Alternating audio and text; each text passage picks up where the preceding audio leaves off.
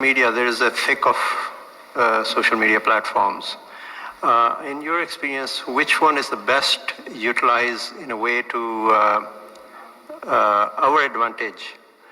Which platform should we, or in general public, should be using it for replying the opponents? Jazakumullah. I think they're all coins, and I think they all have two sides. And it's just about how best to use them and not fall for the worst side, or let whatever is going on the other side happen and just go for the good side and see what can be done. All of them. Because yes, TikTok, people are using it for tabligh purposes, but I think it needs to be streamlined. I do personally think that not everyone should just jump on the bandwagon unprepared. But at the same time, I do believe that training should go on.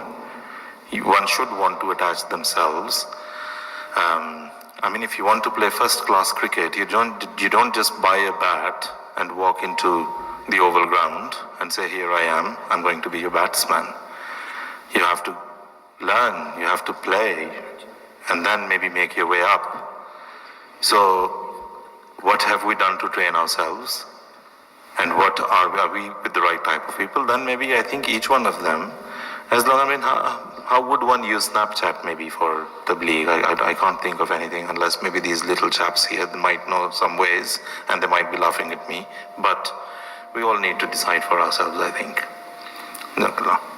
Ji, please.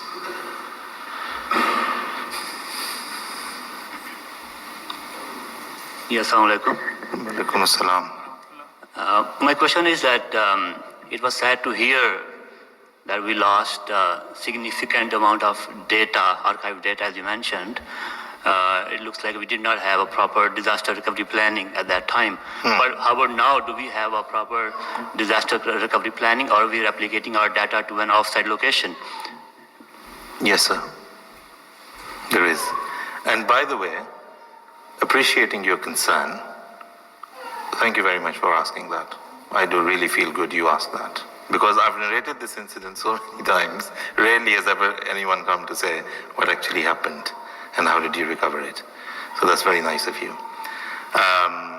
The good news is that all of it was burnt down, but all of the recordings of the Khulafa were recovered from around the world because people generously sent in tapes which they had recorded for years and years and years. So apart from a couple of things that we've not been able to recover, most of the things were recovered from the times of Khalifatul Masih Rabi, even from the times of Masih Saleh. Some people had those recordings as well and we were able to obtain them. So everything is back intact.